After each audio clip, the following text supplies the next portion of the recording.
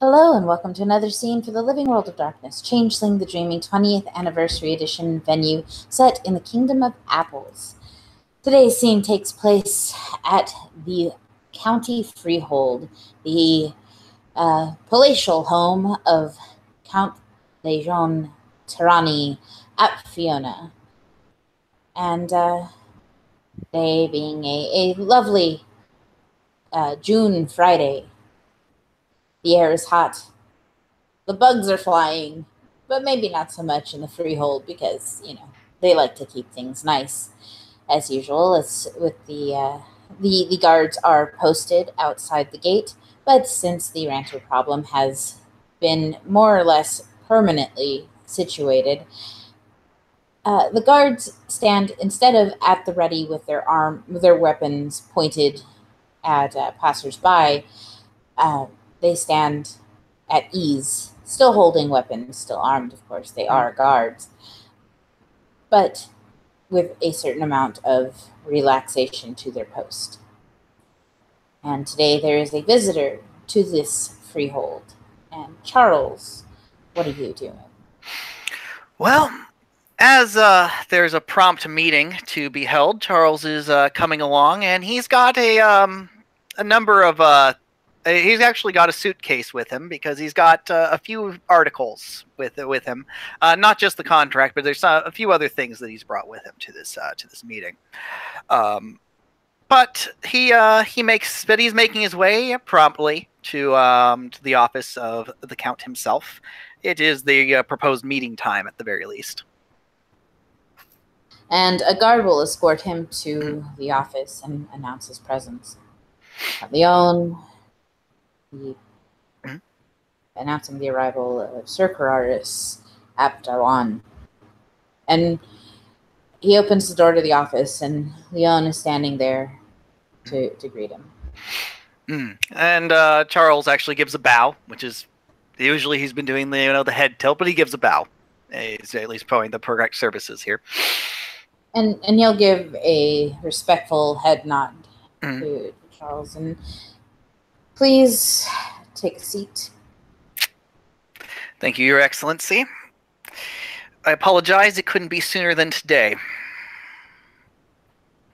It is what it is. It allowed me to get some things in order. Speaking of which, he opens a drawer on his desk and pulls out like a small velvet jeweler's box and sort of gently tosses it in Charles's direction. Hold on to that for a moment. And Charles looks at it for the time being. Yeah, it is. Yeah, it's just a closed velvet jeweler's box, and he's messing with like you've seen like that like coin fidget thing that people do where they flip a coin between their fingers. Yeah. He's doing that with what looks to be a miniature version of his own coat of arms, this lion, and he's just sort of casually flipping it as he sort of thinks for a moment. So I would like to talk to you about the status of the county, specifically the condition of queens. The condition of queens. See, a lot's going on. Mariposa, she's not quite used to being in Concordia proper, and this gives me some concerns. She has quite a few Nenehi, and from what I've heard through the grapevine, you have a knack for languages, correct? Oui, monsieur. Fantastique. Then I think as a prudent redistribution of assets, we will be moving you to Queens, effective immediately. There's a small blink. Charles looks at that, and not a slight frown for a moment. Not that I will argue if this is the transfer and the condition that you wish to make. I'm just concerned that apparently what my actions were in my attempts of serving Manhattan were lacking. Absolutely not. As a matter of fact, the actions you've displayed in Manhattan and your ability to make sure that people work together nicely, I think will help Queens become the crown jewel of the remaining baronal, uh, well, baronies, the baronal territories within the county of New Hope. After all, you've shown a knack for negotiation, and if you happen to have a curious nature, I think dealing with Mariposa and the Nanahai that have followed her into this territory would be beneficial for both you and myself, because I personally don't know crap about them. Well, I personally don't know much about them either, Your Excellency, but I would expect this to be an amazing opportunity to learn. Most excellent, most excellent. I do have a question. What spurred, if I may be as bold to ask, what spurred this aside from my potential actions? Oh, politics as usual. Politics as usual. Hmm. Oh, yes, politics as usual. But there's always a fun story behind each and every political maneuver. I suppose there is, but I don't want to bore you with stories. Instead, we've got presents to discuss, he says. Hmm. And he puts down this token he's been fiddling with the entire time that he's telling you you're being transferred. Go ahead and open the box. And Charles opens it up. Inside is a token identical to the one he was just fidgeting with. This is a token of gratitude and debt owed from your county for service above and beyond your station.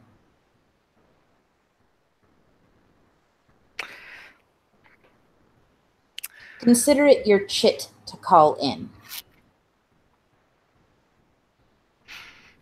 Charles nods at that. Thank you, Your Excellency.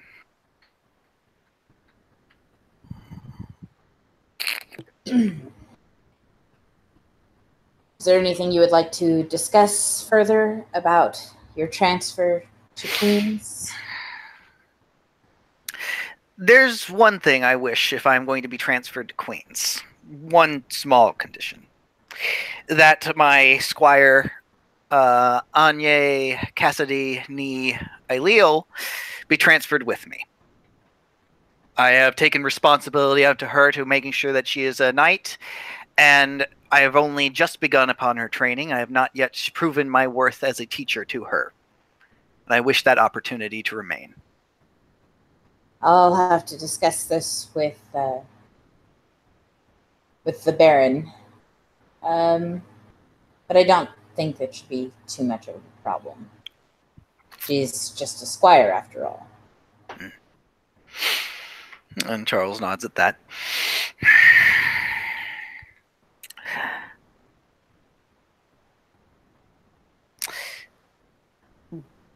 The next question, then, well, a question, and I know how those questions go, but it's an important one to ask. My efforts with maintaining a degree of understanding and peaceful negotiation between Manhattan and Brooklyn is incomplete. Am I expected to cease that capacity? For the time being, it is no longer your responsibility. You are relieved of that duty.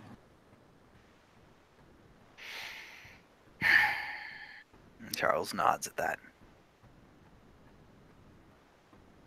But I trust that you'll find no shortage of work to keep you busy in Queens. I am currently being transferred back to the 32nd Precinct in Manhattan. Now, my work, traveling for work has not been an issue before, and Queens is far closer than Brooklyn when it comes to those travel times. But especially given the recent events of the matter in that hotel room and the connection to the Dark Trods, I think it would remain fruitful for me to remain fully transferred and within the 32nd Precinct of Manhattan.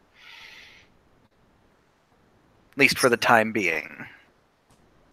Your Grey World career choices, whatever they may be, can certainly stay there. And if what was found in that freehold, or not freehold, in that hotel room is something that concerns our kind, it may be prudent to have one of our own on that investigation. That being said, your residency within Manhattan may need to change. It tends to be tradition that we live within our own realm of control. That is fair. If you're concerned about somewhere to stay in the interim, I believe you opened up a new freehold with a commoner there? Ah, yes. Desiree. I believe she's quite accommodating with rooms. He says, finally, just like trying to drop the fancy speak for a moment. Well, if given the time, given the interim, as it will be a transitory period, it would be suitable. Though I'm certain I will have to return to my residence in Manhattan to make sure the sale goes over and the bags packed and everything. Well, you aren't barred from entering the territory of Manhattan. You're just...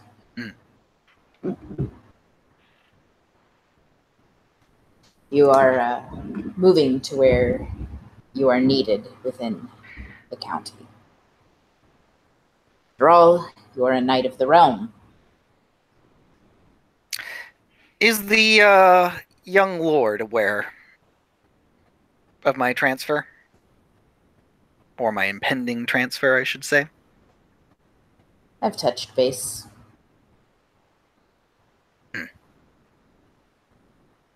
He answers to me. I don't have to offer much explanation beyond that. Charles nods at that. We've been working for this young man for several months now, seeing to his best interests. I'd like to see you outside of the capacity of babysitter. The boy needs to learn to stand on his own 2 feet. His wife was in here the other day.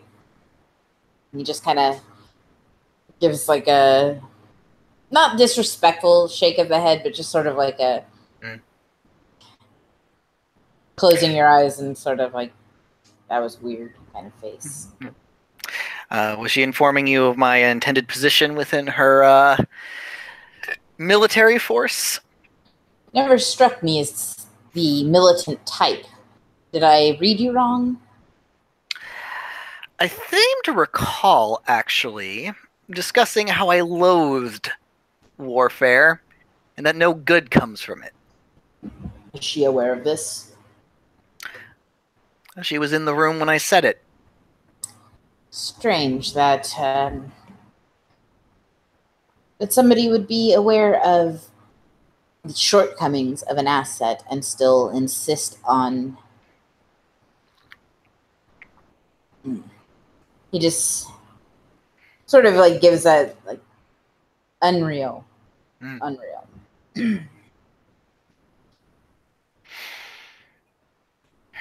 I trust you and Mariposa will be able to come to an understanding. From what I understand, she doesn't raise standing armies. I think it would be beneficial in that regards. Now, that does not. Now, I would like to clarify that does not make me a stranger to war. I just know that it's often best that that's avoided, and only as a last resort. Of course, speak softly, carry a big stick. Of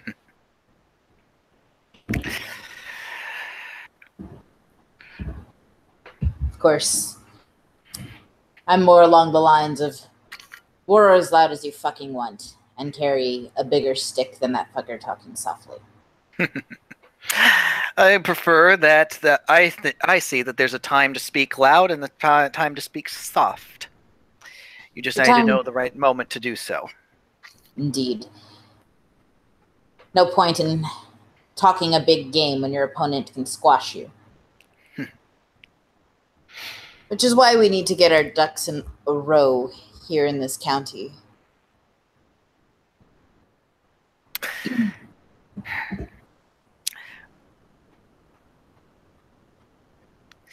It has been a turmoil after turmoil during my year of being here, Your Excellency, and I would like to at least see the beginnings of stability start to happen. Well, hopefully, even in your absence, Manhattan will learn to stand on its own without the need to pull the rug out from the feet of its brother. Well, I had already given my last piece of information to the young Baron before I made my way here from my previous investigation, so it's up to him from that point to pick up the trail. Indeed, and any further assistance he asks of you, he must understand that your loyalties now lie to another. Or at the very least, your responsibilities. I like to think all of my nobility serves as one big happy family.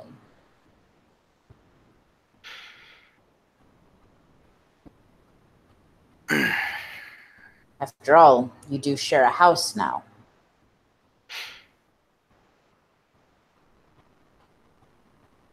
Indeed we do.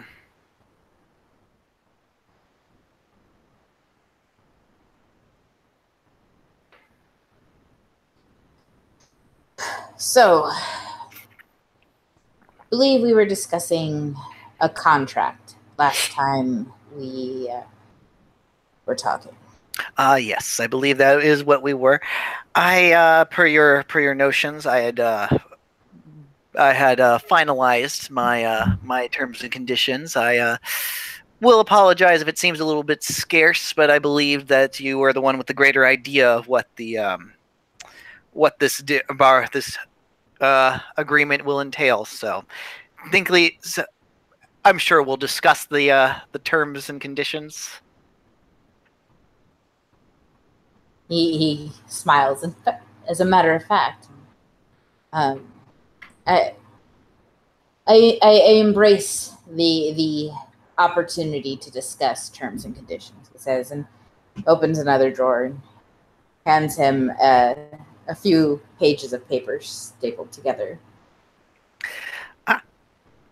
Well, while I read this, Charles pulls out opens up his briefcase and pulls out his one. It's not as long, but it is handwritten, and hands it to Lijon.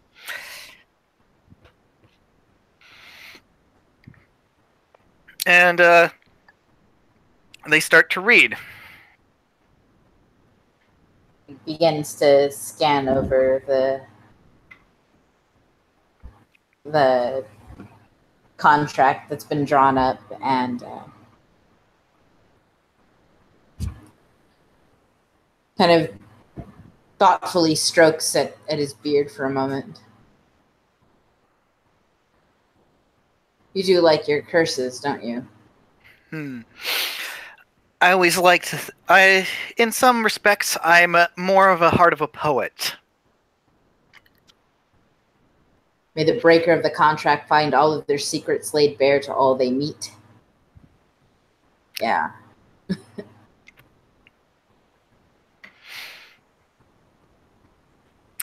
And I definitely appreciate the modernization of legalese that you are bringing forth with this. There's a little bit of a contradiction I'm seeing here, especially since we are in the negotiating phase.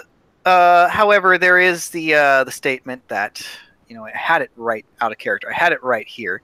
But if I were to disagree with the this contract, I'm assuming this is not saying as is as of this moment. It isn't sanctified yet, so at the moment it is a sheet of paper. Indeed. Then the negotiations can proceed. Indeed. And Charles. Oh, may they? Only by your leave, Your Excellency. He just sort of chuckles and goes back to skimming the document again. Charles keeps going through, and he doesn't comment again. He actually reads it through it 3 times before he brings up the next thing. I have some mild concerns of the ability to modify or replace the terms at any time. It's well within your right, Your Excellency. I have no arguments with that. However, it does make me concerned that you would be able to remove or completely nullify my my conditions. Do you wish to sanctify these as 2 separate contracts? No, we could actually make it as an addendum to the changes. A simple wording of the addendums and provided by Sir Carraris shall be excluded from these terms. From these or this particular, he probably words it better, but you get what I'm saying.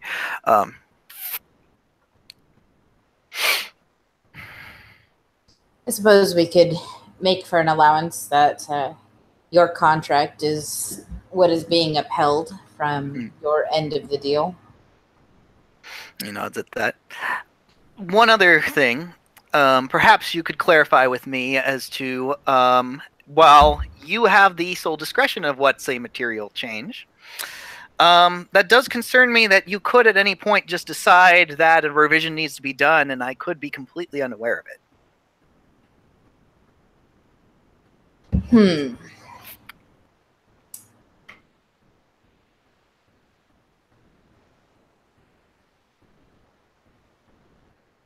It is quite the pickle, isn't it?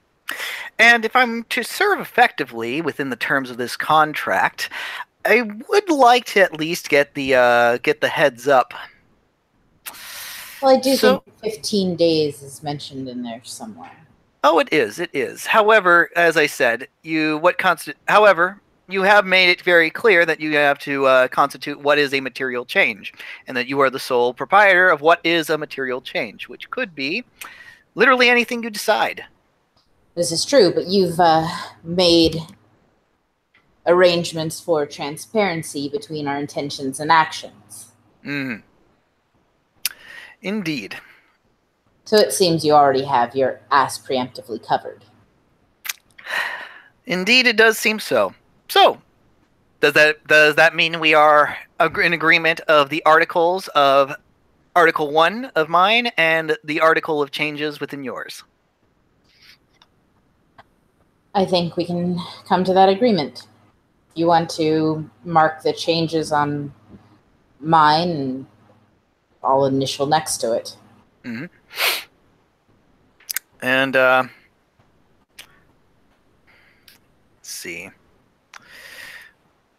I can't actually do that, so you're gonna have to do whatever changes. Yeah, that's fine. We'll annotate it later.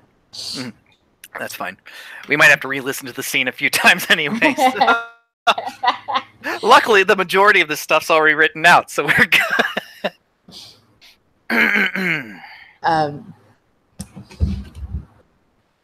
Leon kind of puts both pages next to each other and then hollers, "Barry!" And of course, and I didn't load up the Nebish's freaking overlay, so you're just going to have to accept that he is in the room.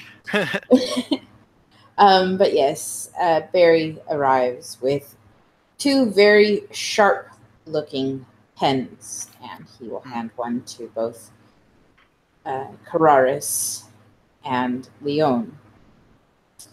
Leon looks at the pen and pricks his finger with it and signs Charles's contract, Leon to Rani Fiona, in his own blood, and then indicates for Charles to do the same. Charles takes his pen for a moment and puts it against the finger, and it's pressed a little harder than normal for he is having to pierce the marble of the film of his skin. But the gold blood bubbles up, and he takes it and he signs on Lejean's contract. Okay, and that's a 3 success contract. And it's also a level 3 or level something anyway. Well, yeah. I don't want to overdo it since it's, but yeah. Yeah. Gotcha. So, I'm the one who has to narrate those botches. Yeah. But it is at contract level 3 as well. So. Yeah. So either if someone breaks or the other breaks it, the other's gonna know. Yeah. The other's going to know, and the other one gets like a free cantrip immediately against the now cursed individual from breaking the contract. Yay! Indeed. Barry knows contracts better than Anya. So. And Leon will fold up the contracts, and he opens up his drawer and he pulls out like a candle, some matches. He stuffs the contracts in an envelope and seals it with sealing wax and puts it back in his drawer. I believe our resumes are in due whatever. Yes. Indeed. I actually went through the process of and he pulls out. He opens the suitcase again, and he actually pulls out a rather large sack of sheet of paper that's been has been clipped together, like it's been recently printed and stuff. Now, I'm not going to make you read every little bit of it during this conversation. You can peruse it as you like later on, but I will definitely give you the highlights as of right now.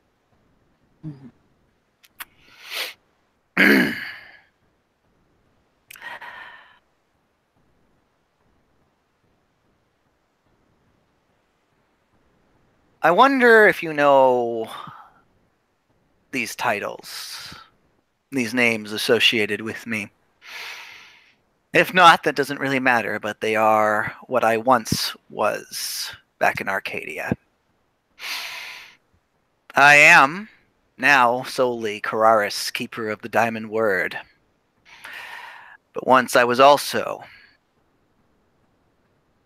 the dancer of the Crimson Field, the Marquise of the Black Tome, and the Beast of the Sealed Chamber. And he sort of looks at Lejean just to see if any of those things trigger anything. Probably not, but you never know. Nope, he's just giving him like a raised eyebrow. Each one of those titles. Sadly, I do not hold dominion over the last 3 anymore. I was a Duke of Arcadia. Hell of a demotion. Hell of a demotion.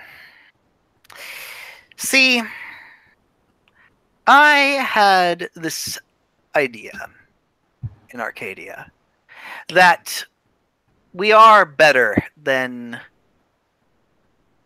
and please forgive the wording here, better than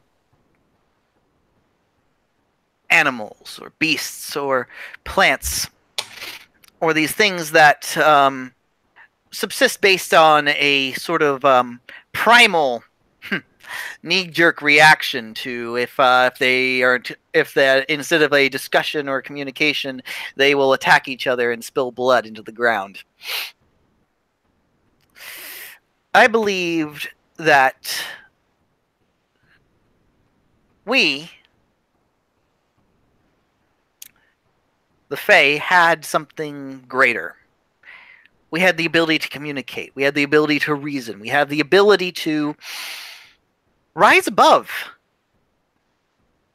these things. And it concerned me that while the dreaming dictated, at least in Arcadia, that the she should rule, that they are the ones that rule above all, and that they should rule and observe above all. It concerned me because that would indicate that for some reason, despite the fact that the commoners and the nobilities possess the same gift of communication and being able to elevate themselves to a higher standing and learning, that somehow we were not equal. That somehow, despite this universal gift that we had, one was forever doomed to be the lesser. It was something that didn't come to me immediately. It was something that came after several eternities. But once it did, it was an idea that I couldn't let go of. It was an idea that I could show that things could change, that we could all rise above our stations, that we could all rise something unified and beautiful together.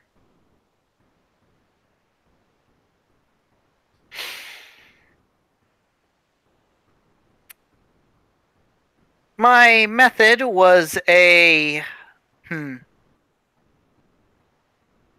sure many would have considered it rather harsh. I believed in separating the wheat from the chaff, as it were. That there are those that can and will have the capacity to elevate. There are those that, unfortunately, are too grounded, too base, too primal, and will fall too short. So I once the closest thing I could say to a year, I would say. Once a year, I would host a ball in which not only the nobility but the commoners were welcome into the halls. And for that night and that night only, no titles, not even mine, mattered. There were no titles. There were no ranks, no knights, no commoners, just kiths. And we would all spend that evening in discussion with one another as equals, with equal capacity to speak up, with equal capacity to build each other up or tear each other apart.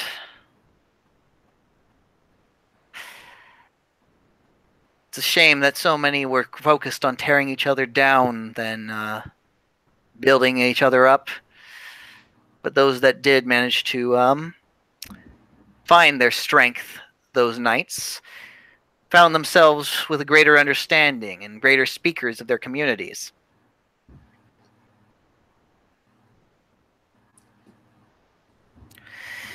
Unfortunately,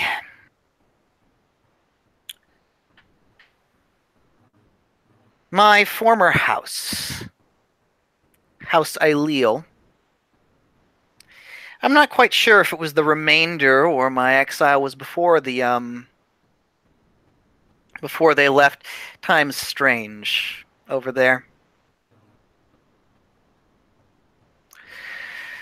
But despite the fact that I was exemplifying their belief that words could change, shape reality, change the way things could be, they seemed to take great offense to the idea that I would gift it or give the same potential to those they deemed lesser. So, they enacted a plan to depose me. They were so close. They had taken quite some time before they finally entrapped me in a moment. I remember the key to the downfall was a basilisk puka. Was unaware we came in that flavor. In Arcadia, they come in any flavor they desire. I've seen dragon puka. I've seen alicorns. I've seen puka that don't have names in comparison to this world. But in Arcadia, they could be anything. Sven simply seemed to appreciate the form of basilisk above most anything else he could turn into.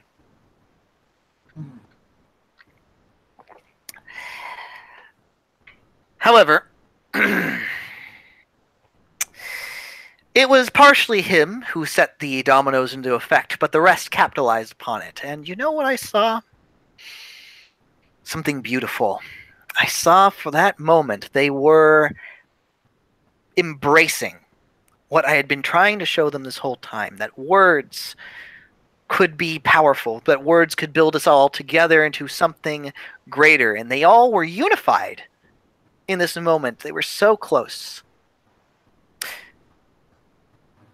And this is something I didn't necessarily give to Anya when I told her this story. But they could have killed me right then and there with their unified force, their power that had been built up with them. And you know what? I would have been happy if they did. Because it meant that they learned. It meant that they understood. And that they had elevated beyond everything I could possibly teach them.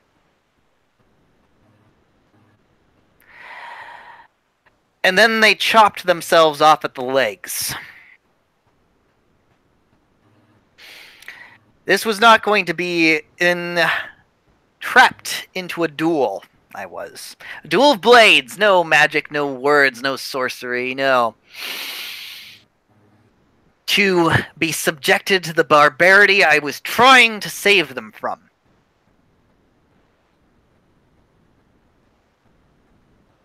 And there's a moment where he's sort of like, he quivers, his lips quiver for a moment, but he manages to get some composure. He got those tears out a while back. And he takes a deep breath to sort of compose himself before he continues. The conditions were simple. It would be a duel to the death. Or, and assuming I should survive or concede the duel, I would be stripped of all my title and power, save for the one thing they could not take from me, when that was what was granted to me from the dreaming itself. And that was being the keeper of the diamond word. However, I knew they wouldn't let me live, even if they can let me concede. Even if I did concede, they wouldn't let me live. I'm sure they would have found any excuse to make sure I was hunted down and destroyed. But here I was, caught in a place that no matter where I faced, I'd face death. So I made a decision. I was going to walk out in that field. I wasn't going to draw my blade. I was going to stand by my principles, my essence, my beliefs. I would not give them the satisfaction of seeing me fall to their level.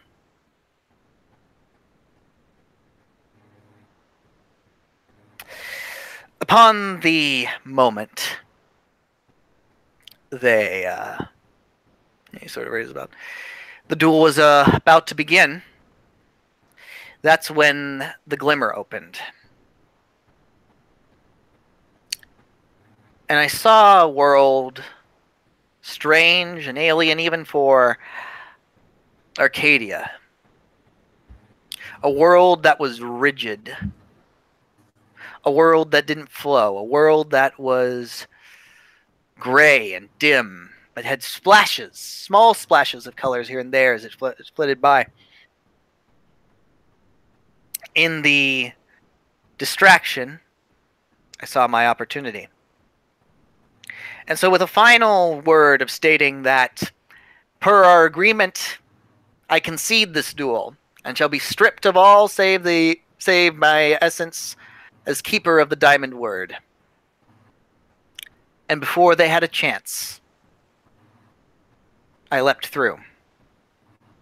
And I felt myself being ripped apart, shorn away. I found myself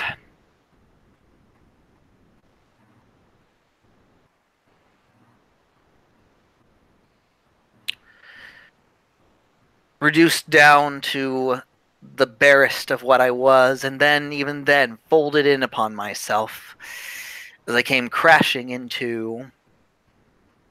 He goes and gestures to himself. Charles.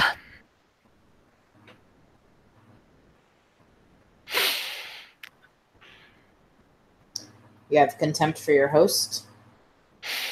And he sort of pauses for a moment as he looks at that, as he thinks about it.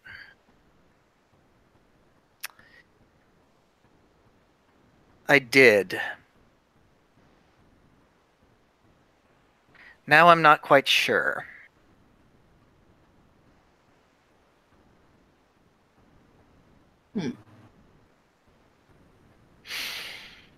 Regardless, at the time, I was very much in contempt of being confined into a prison that I could literally feel dying in every moment. Every breath was a possibility of the last. I was confused. I had no idea where I was, and while I did have access to Charles's memories, it still didn't quite make a complete degree of sense. If it weren't for the hospitality of House Daron, I'm not sure how I would have made it. And they gave me the understanding of what things are and where they are and where we are. And I couldn't, and with the hospitality that they had granted me, it would have been rude. It would have been, it would have been obscene not to offer myself to their house. For all the hospitality they showed me, to offer myself in service to them.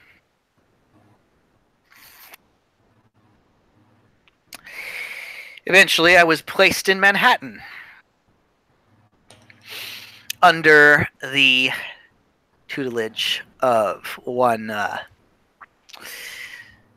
Sir Carraris, now Oathbreaker. Sir Carol. Sir Carol, sorry. I don't know why I did that. Anyway, is it important of things to come? Find out on the next episode. Anyway, Sir Carol, now Oathbreaker, and decorative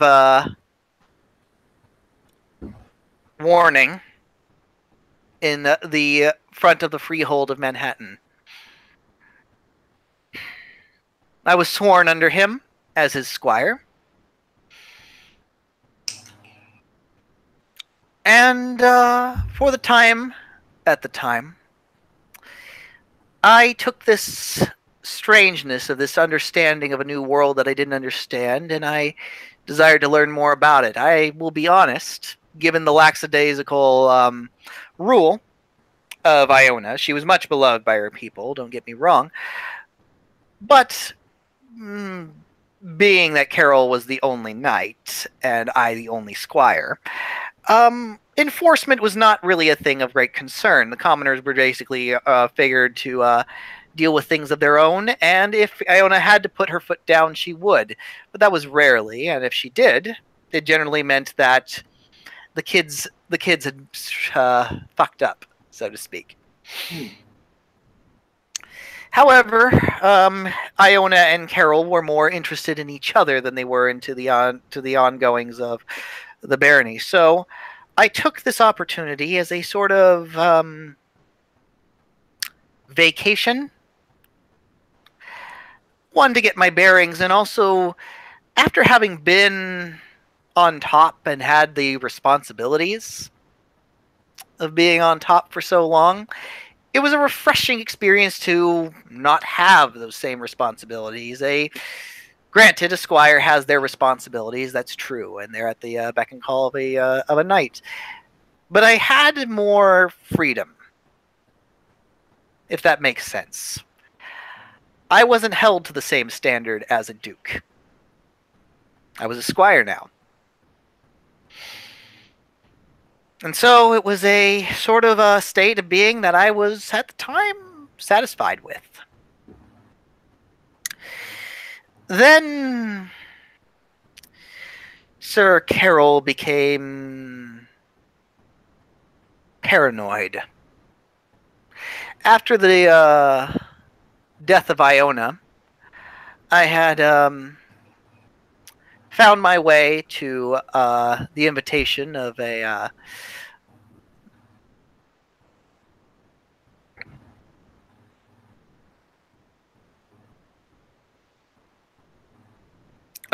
individual who I now to consider to be a friend, but is no longer with us.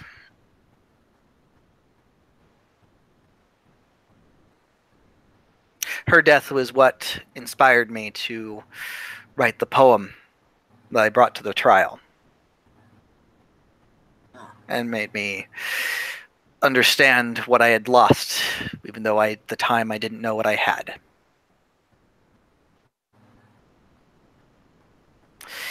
Regardless, she had invited me to meet her parents, quite gray, although her father had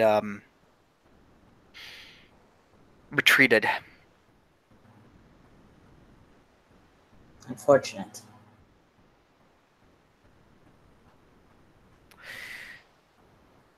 I'd never Is he seen within the anything. kingdom? Quebec, Minnesota. Never heard of it. Please continue. I believe the most popular, the claim to fame there is a fiberglass moose by the name of Honk. But yes, it is a very small place and hard to find on the map.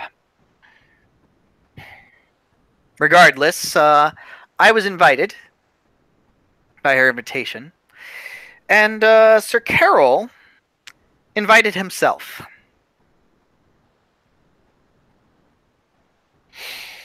And it was at that that meeting that with the family that Maxine, that was her name, Maxine, decided to and upon the discovery that her father had lost her job, and in some degree of desperation, decided to make a contract with Sir Carol. However, she wished me to be an intermediary and speak on her behalf in the negotiation process. And I have to say the negotiation was shorter than I anticipated it to be. But there was a key phrase, I believe, that was put in there, was that the request of what Sir Carolwood wanted to return would have to be delivered from me to Maxine. So you were her roadblock. Indeed. Of course, as I am his squire, I would have to, of course, abide by his command. So, an intermediary. Now, however, upon the funeral of Iona, Sir Carol had grown rather agitated. And apparently with my my stature, I'm not sure what it was that drew his ire. I really don't have anything I could draw to it, but after the time at Billowback, it was like his personality had completely shifted. And suddenly he was looking at me with concern and fury, and, well, needless to say, he, without much recompense, well, not recompense, without much warning or consideration, decided that disciplining me in front of individuals at a funeral, of cuffing my ear, was appropriate when I was unaware of any wrongs I may have committed on his end, upon his end.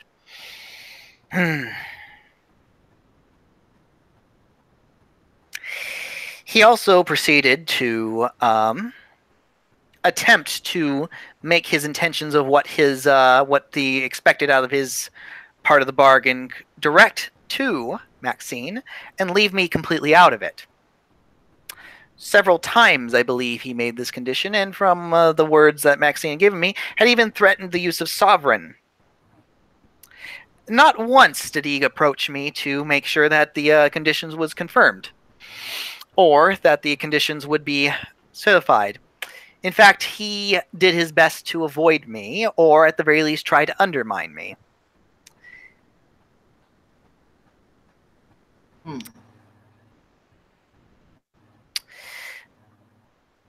Now, you may wonder, and not to mention, what he wanted originally was for Maxine to marry the new young baron. To what end? Charles sort of shrugs. At the time, I believe he said it was something about bringing the unity of commoners and the people together. I believe if you ask Imogen, you might get a clearer message of what the original message was supposed to be before Sir Carol decided to start polluting it.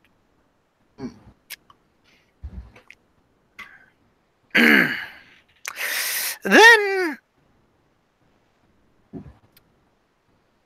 sometime later, he spoke to Maxine again, like I said, without my knowledge, and attempting to get her to agree to a condition that she was not contractually bound, that while contractually bound, needed to be passed through me first before she could even consider that to be the action. And instead of, while the marrying of the Baron seemed to be of the utmost importance, apparently she had choices as well of how she could fulfill it. At least 2 to 3 of which would have involved my undoing of some conspiracy I had no idea I was conducting.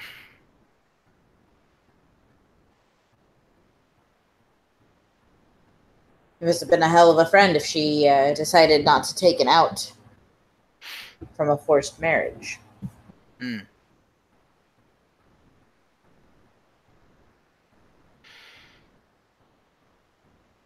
I'll never have another one like her.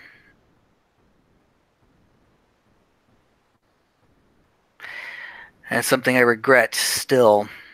And he actually sort of pauses at that as he really realizes that, yes, it is actual, like something. It's more potent than he was than he intended. No, it wasn't just intended. It was something that built up, and he sort of chokes for a moment before he goes.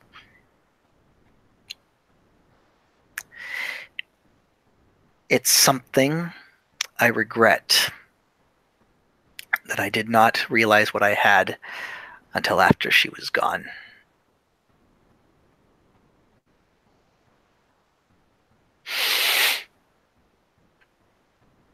Now, Sir Carol continued to make this happen, or attempt to make this happen before the young Baroness, Alice, decided to intercede, and Sir Carol decided to move the contract onto make it Alice's issue without consulting myself or Maxine, who were the original individuals in the party, and just decided to make an unauthorized transfer, so it were.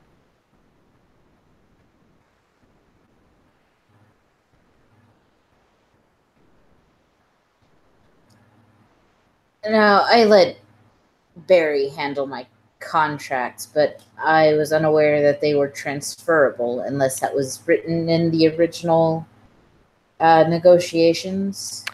Or the parties involved come to an agreement. Mm-hmm. But otherwise, no. No one person can just decide that. Even the original person who cast the contract, and you can confirm with Barry as well, can just say, oh, the contract between Legion and Carraris, they now apply to Baron Sebastian and William Black. Kind of chuckles at the idea of such a thing.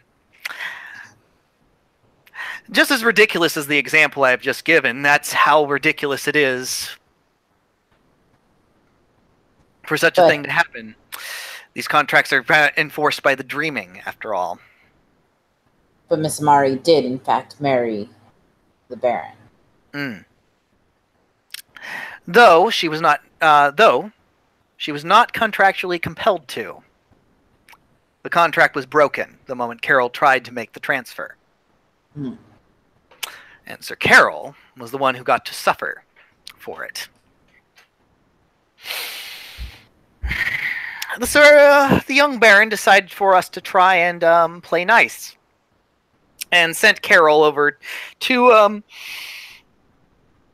my domain to try and establish a sort of understanding between us. After all, I'm his squire and he's my knight. There shouldn't be this animosity. And Maxine happened to be there at the same time, so what a wonder that all the offending parties were there. But Sir Carol invoked the right of hospitality before his arrival, and had been doing very well despite all of his despite of all the offenses he had provided, despite his intentions of not keeping me safe and sacred, despite all those things, he managed to upkeep the first two of the 3 rules.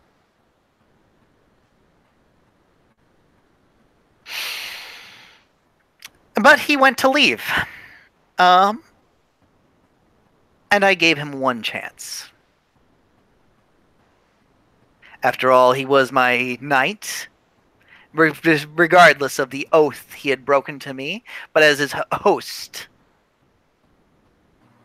my obligation to keep the rights of hospitality, I gave him one chance to make fair reciprocity for the hospitality shown.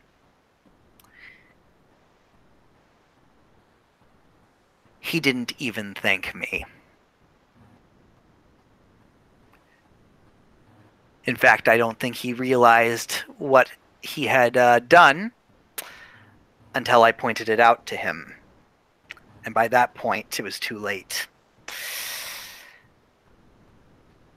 And for all the oaths that he had broken, for the contract he had broken, for the oath that he had sworn to me, to hold me with care and protect me, I shattered him. For my word's diamond, and his is glass.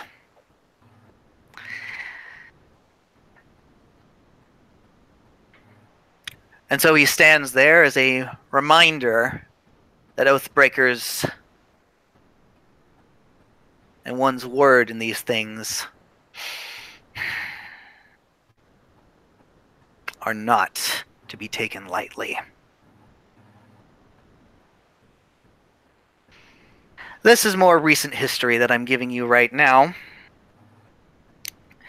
The rest that you might want to read of dealing with my time in Arcadia, you can read for yourself. But I think for the time being, this is a satisfactory. I suppose so. He looks at the stack of paper that's been given to him. Light reading, I suppose, for the way home tonight. And I believe through the contract there's supposed to be an exchange. You went from day one. I was born Southern California before moving to Sonoma Valley, that sort of thing, or more recent events or clarification of rumors.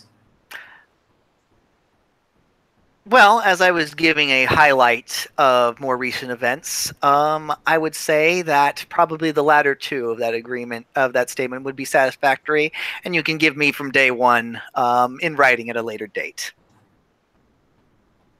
I'll make sure to include pictures to make sure it keeps your interest. Let's see.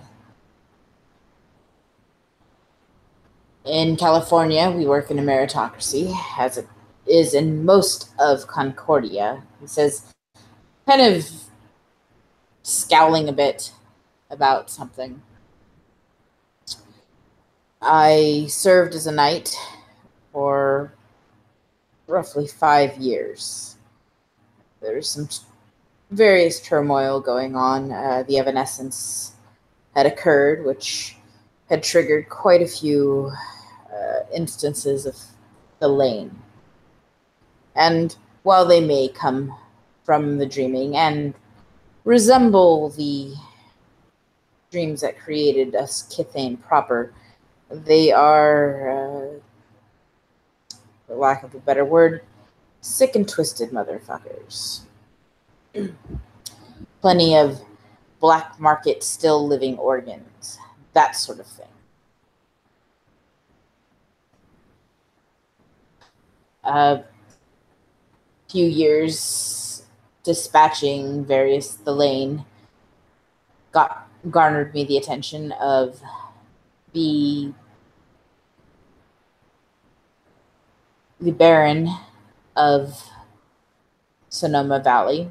I served under him for another year,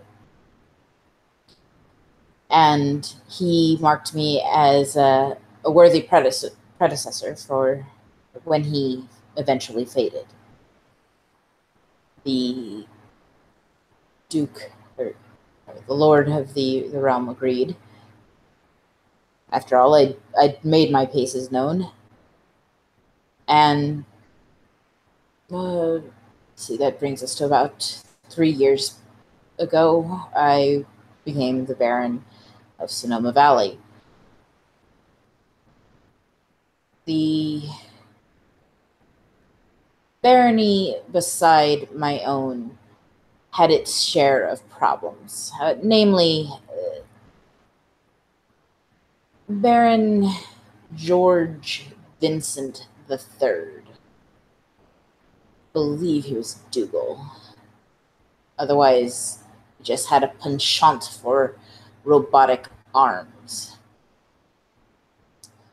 He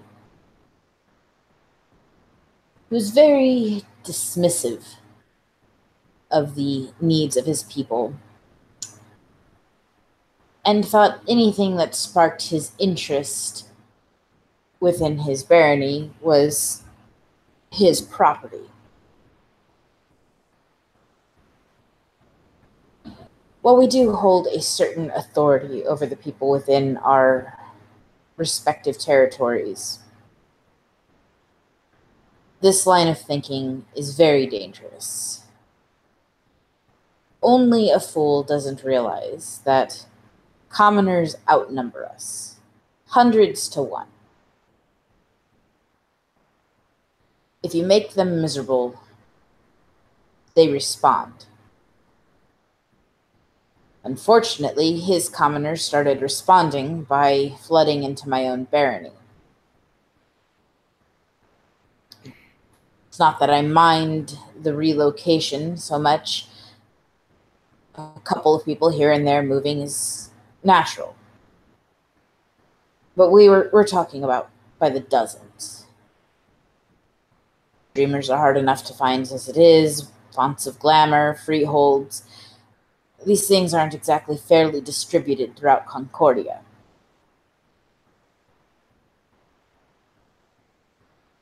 And by the time he decided to mark a vineyard in the near Dreaming that was tended to by a family, oh, not family, a Trago, I think is the term they use, of Satyr,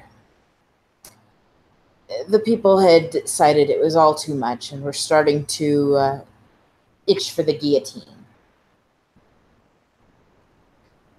And instead of having his people rise up and overthrow, and the transients into my barony rise up with them, I arranged for a little meeting with George Vincent III.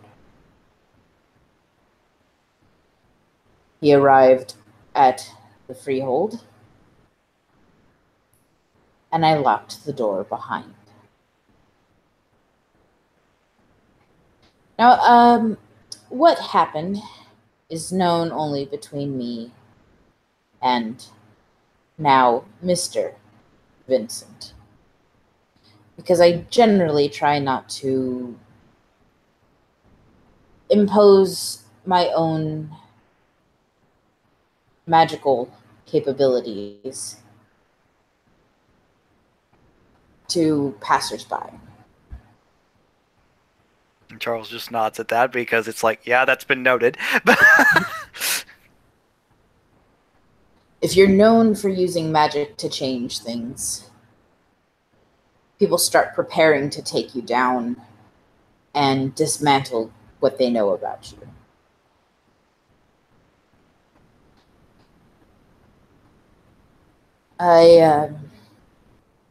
In my more romantic youth, before I was titled, I had studied the summer arts. There is a cantrip called Enkindle. Casually, it is called Enkindle. Usually, the nobility like to do the old 1-2 with a little bit of magical amplification of their pre-existing grandeur. He says as he kind of looks at Charles and his appearance 7. But I find that when you stoke emotions that are sitting underneath the skin already, summer, which is usually dismissed by nobility as a mere commoner art, can certainly stoke the fires. Would you say that I am an imposing figure, Sir Ferraris? I think you made a very imposing statement during my trial, Your Excellency.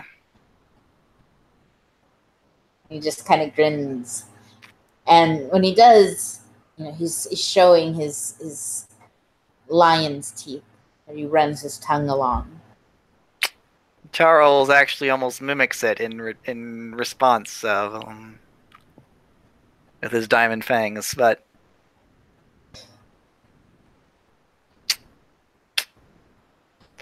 Imagine, if you will, one of those self-entitled types locked in a room with a lion. All goes dark, except for the figure before you. A figure capable of claws and fangs. Somebody who can rend you limb from limb. I never touched him. He's still somewhere poking about the area. I think he took up gardening. But it was enough that the threat was there. I let him know he had two choices. One was to leave the room and relinquish his claim to his own throne. The other was to sit in that locked room with a lion until it got hungry. Now, between you and me, and I say this only because it will stay between you and me, I had no intention of eating him. His own people would have eventually taken care of things, but if you don't take the opportunity to make things better for your people, you're a crappy leader. It was enough that he believed I would. That he believed I would tear his throat out. We were equals. In the eyes of the dreaming, in the eyes of our fellow nobility, baron to baron. He didn't act as an equal to me.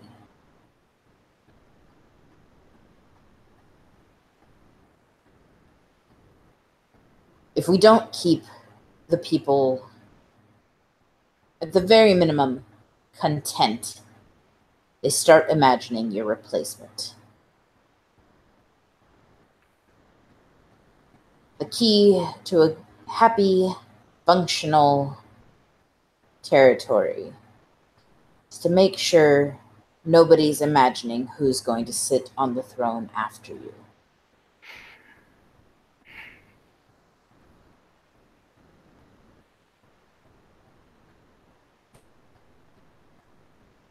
So, he agreed to relinquish his throne,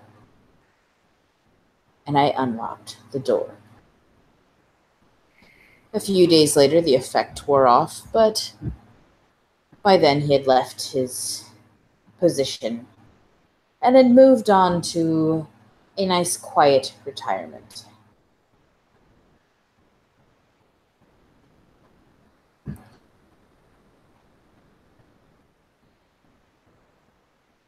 We don't care for those underneath us. They start to rot. If they don't have good leadership, something fills the gap.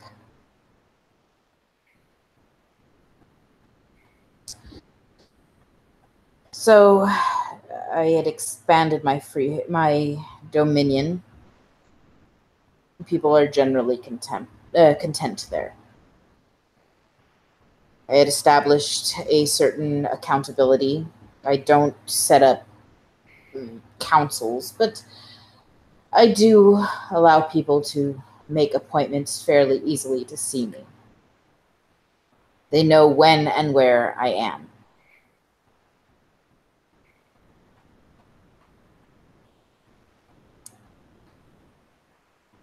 And as you know, I belong to House Fiona,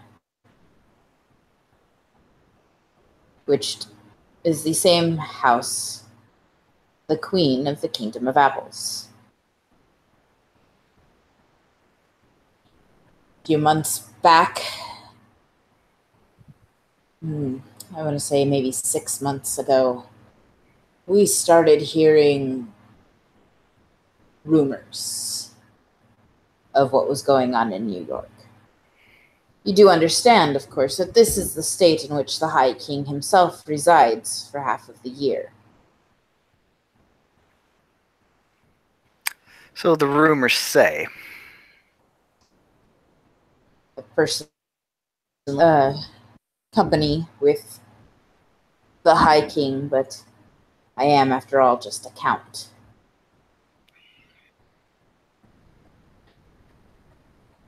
And he says that with kind of like it's a tongue-in-cheek sort of statement, because count is a pretty high rank. What? No!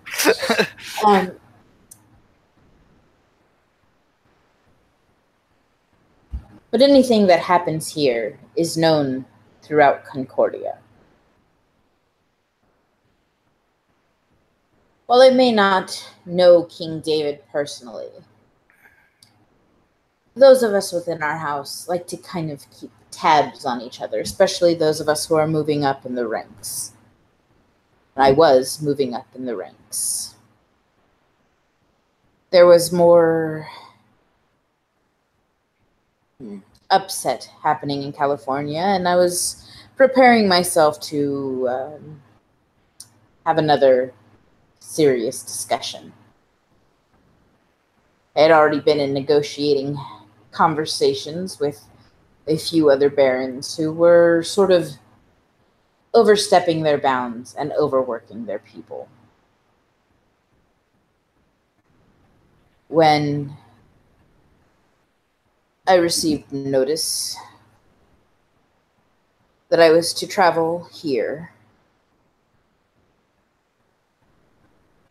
once the current count was unable to hold his seat. He had given his son a position. Mab prefers a meritocracy.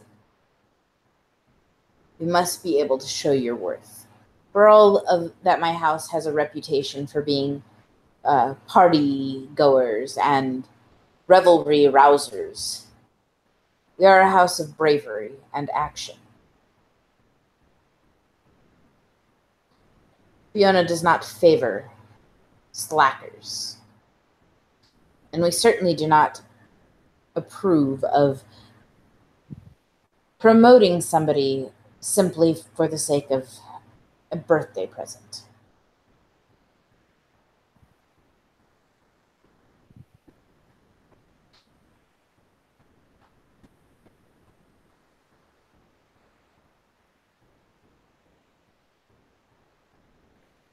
I believe you know the rest of the story from there. The Count Maldicent, I believe his name is. Another individual I've never really properly acquainted myself with, fell ill.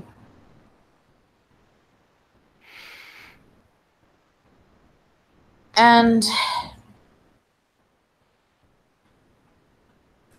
it was decided that the Baroness and I, Mariposa, should, in an effort to sort of make nice with the county, should hold a tournament. Both of us were seen as fit to lead, but certain individuals seem to take offense to the notion of tournaments and revelry and celebrations, and I had a talk with Mariposa. And before you ask if it was a talk or a talk with a capital T, notice that she still resides within the county.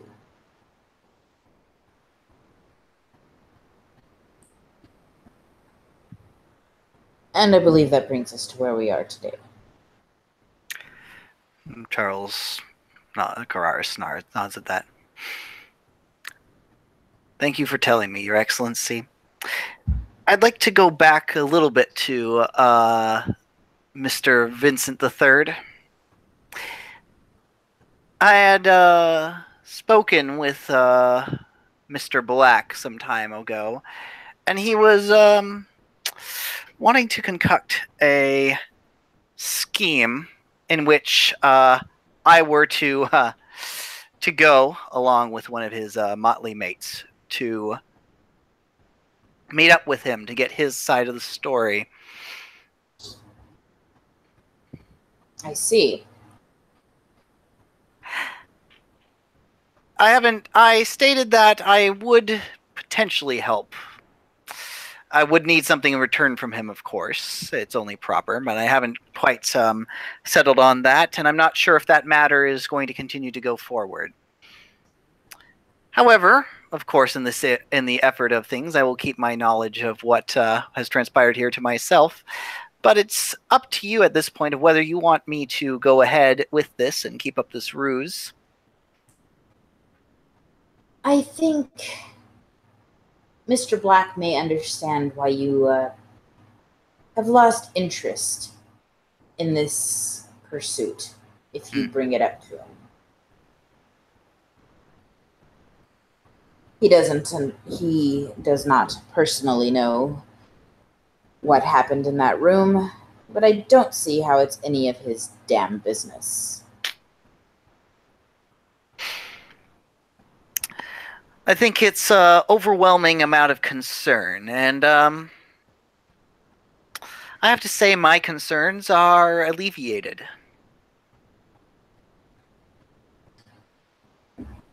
I would like to know what you were expecting. That's the thing. I wasn't expecting much of anything. Rumors are rumors. Granted, it was when you have someone moving in and from at least the rumors just subsuming baronies, it does seem like a power play or things along those lines. I believe William's concerns was more the fact that I think you try to be buddy-buddy, he says. And he just smiles at that. Try to be a man of the people, and clearly you're not. I'm not so sure about that. I was wondering what kind of an individual I was dealing with. What we were to be expecting within the County of New Hope. After all, things are going to change, and it would be nice to know the landscape. And I think I have an understanding of the landscape better now. He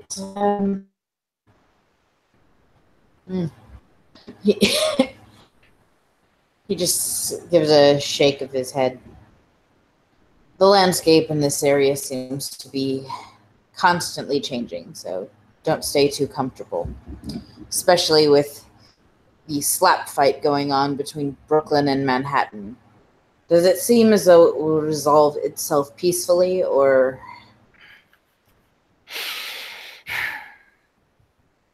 I have not talked with all the rest of the council or the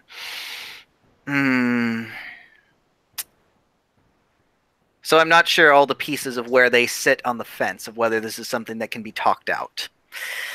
I'm a little concerned with the Councilman Black. Is he a councilman now? And Charles just smiles at him and is like, I think we can both agree that that seat's as good as his.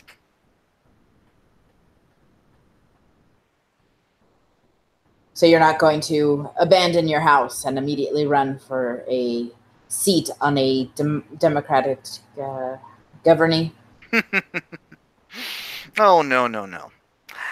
I myself like seeing a new development, an interesting new policy or way of being. But that is not. I myself am not interested in suicide.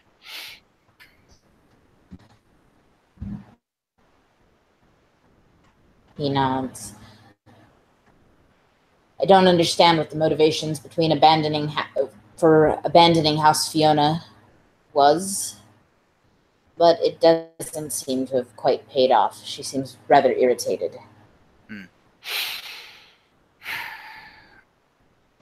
have a feeling it has to do with ideas. Perhaps she thought certain things were implied if she were to do this, then X result would happen, when I think if we were to actually really look at the landscape there wasn't a chance in hell for her. I certainly don't spend my free time in Brooklyn. And after dealing with the former Baron Isidore and the state of the nobility as it had been for good portions of the county, it wouldn't surprise me. It didn't surprise me at all that they would choose a baker with no political experience. I will that loony say, bastard is still rotting in a cell downstairs. So I will say this about Governor Cathart. They're willing to stand for their belief in what Brooklyn should stand for. is their belief worth standing for, do you think?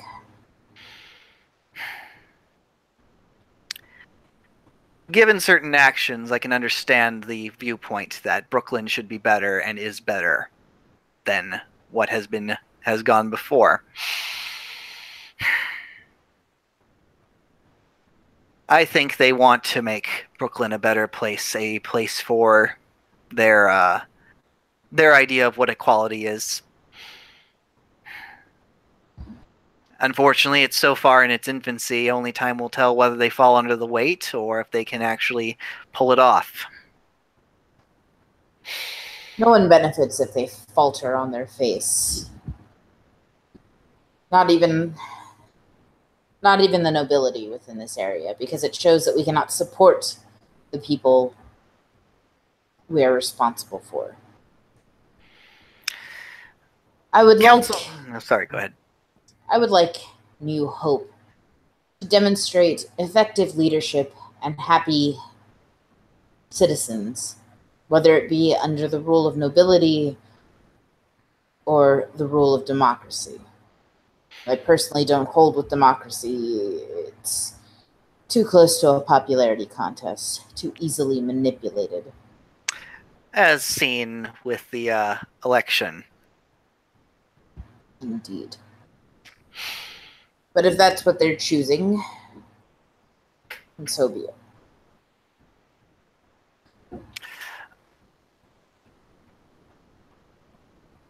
The other councilman that I spoke with, one a knocker by the name of Maurice.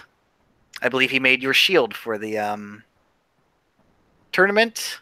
I could be wrong.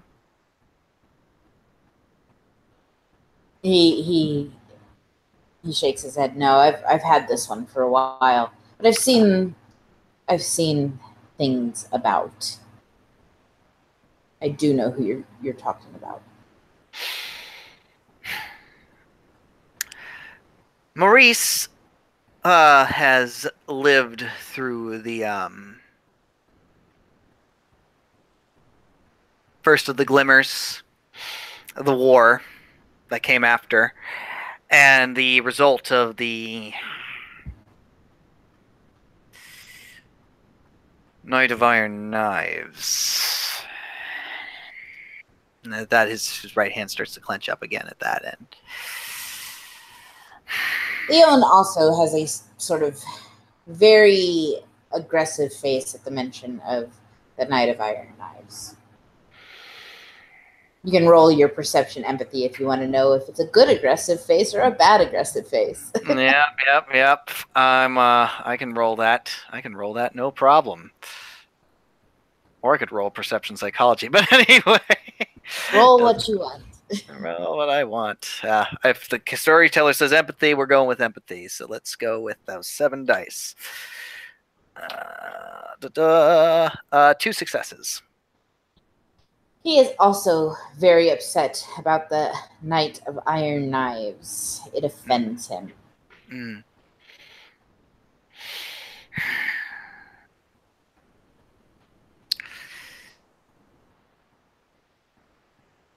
still to this moment, every time I think about it, it just irrates me. This idea that we were going to talk with peace and elevate, and what do? We not only betray that promise, but we rip. No, it's more than just bestial murder, it's genocide.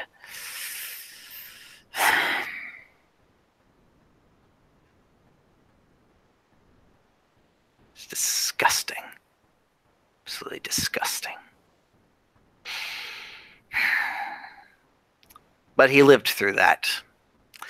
And he lost someone in the bombings of the attack on the wedding, I should say.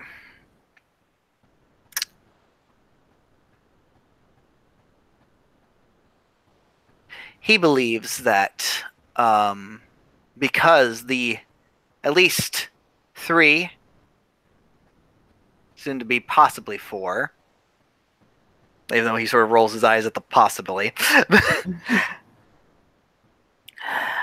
individuals have done above and beyond their station of protecting the young lord's life, saving him during his coronation, saving him before the coronation when he was a possible target before Iona was assassinated, and the fact that he had left his wedding and the cleanup afterwards. Maurice believes that the Baron's actions is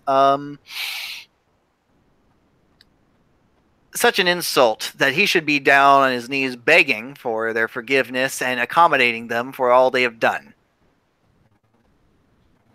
I think he even suggested that I put the boot to the Lord himself, but that's not something I'm comfortable with doing. And thankfully, your leg doesn't stretch from Queens to Manhattan. Indeed.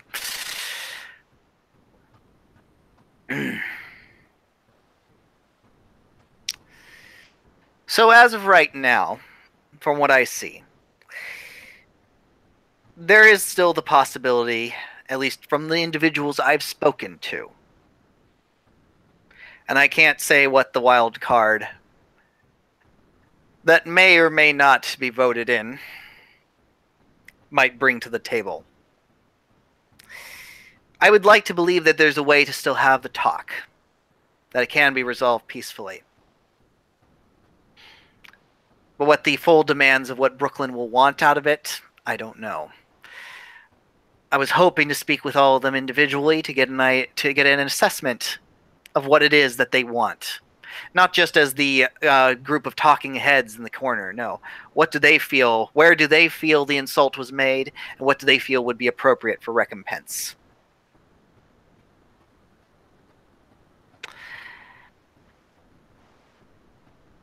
Sam wants the acknowledgement that Brooklyn is equal and stands on the same footing as Manhattan and the rest of the baronies. Maurice wants Sebastian to acknowledge what has been done and make recompense for it. I cannot speak for the rest, not even Amber, though Amber, at the very least, wants to try and build the inroads to education, as we have started doing within the unified barony agreement. I'm not sure if those roads are going to be able to be made, depending on how the conversation goes. For the time being, the best that might come out of it is fences mended. And maybe later on the further down the line, we can broach the subject of making the roads. Do they want to be a part of the... What is it that you made? The unified freeholds. Yes. Is that something they want to join? I haven't heard whether that's something that they might want to join, but the invitation is open. Do they know it's open? I have stated several times that the invitation is open to my lord and to others involved. I'm not sure if they got the message on that one. I might have said it to Amber, I believe. I could be wrong. I'll admit it's been a dizzying last few weeks. You left the relay of a message with Amber, the Puka councilwoman of Brooklyn. Maybe not the best choice, but she was the one that I confided in and we had talked about the inroads. Now, if I had more of the opportunity and I wasn't worried that Maurice was going to hit me with a wrench, perhaps I might have informed others. However, I believe it's better as a political statement that the barons make sure that's clear. I could still make sure that it's clear that the invitation is open at any time. But as I said, I think that's something that should be shown as a unified statement from the barons. Perhaps Mariposa will see fit that you act as emissary between the barons, and less paving things over with individual commoner council people. Perhaps, but that'll be up to her, depend on the matter. Indeed, but I can't have a talk with her. After all, she does answer to me. That is most kind of you. And he smiles because he knows it's nothing to do with kindness.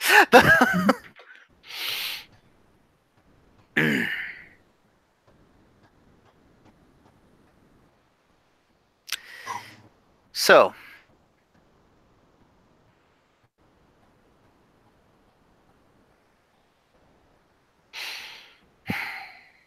unfortunately, at this moment, as I said, I don't think there's much else I can say about the matter of Brooklyn, except that it's going to depend very much on what the young lord and his baroness managed to work out with them. Well, they need to learn to play nice. I would hate to have to spank the kids. I had actively been hoping that it would be something avoidable.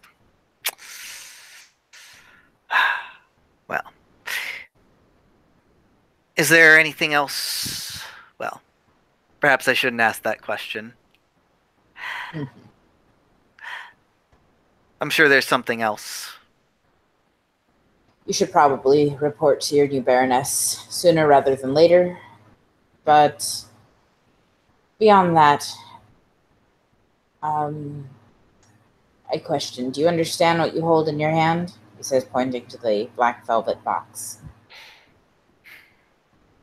Charles looks at it.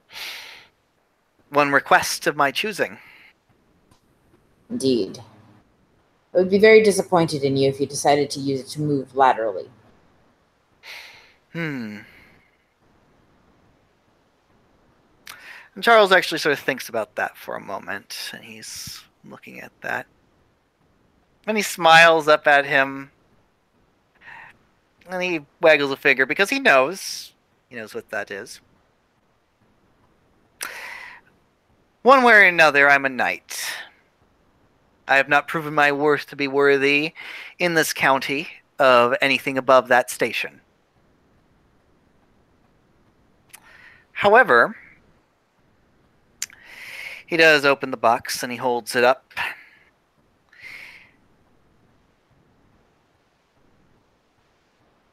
And this is a question. Where do you think I'm worth being placed, now that we have this understanding between us?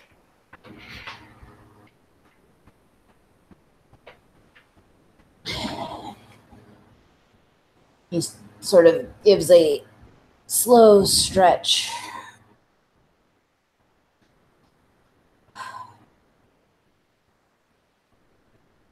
Usually when one prefers a clear answer to their questions with my type, they avoid the direct questions. I see you like the riddle box.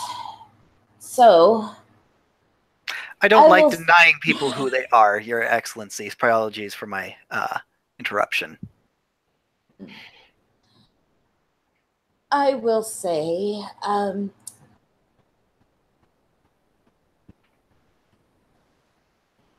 though I am a man of lies and trickery, I am a man of my word. I also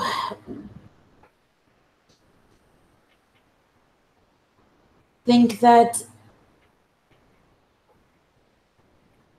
an upward trend is something only a fool isn't observing.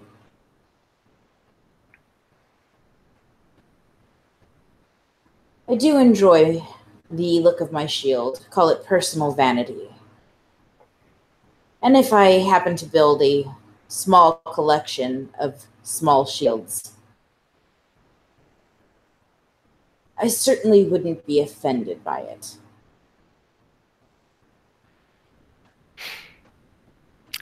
Charles looks at the chit in place.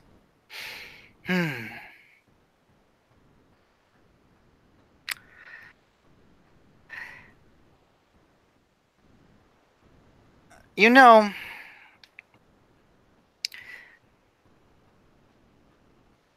while I know I could do good for the barony of Queens, I could probably do good for the barony of the Bronx.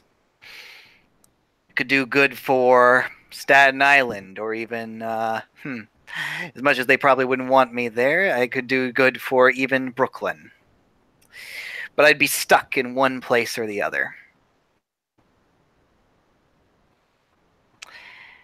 And given my recent actions, I think we can both agree that I don't like fitting within the lines sometimes.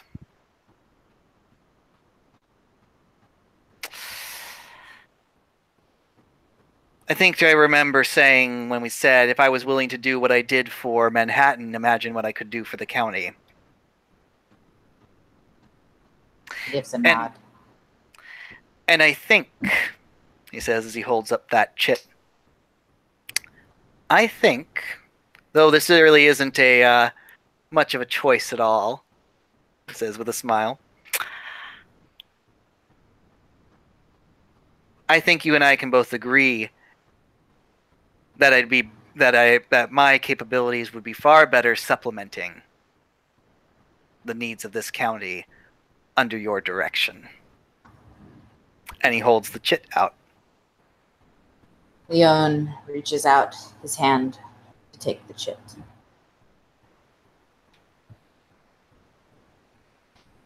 Then I think we have an understanding. Welcome to the county, Sir Carraris. Charles gets up and he does the full like kneel in front of him at that point, because at this point it's the full acknowledgement ceremony. And he'll take like a very ceremonial like sword to like knight him, rest it gently on either of his shoulders. Arise, Sir Carraris, Knight of the County of New Hope.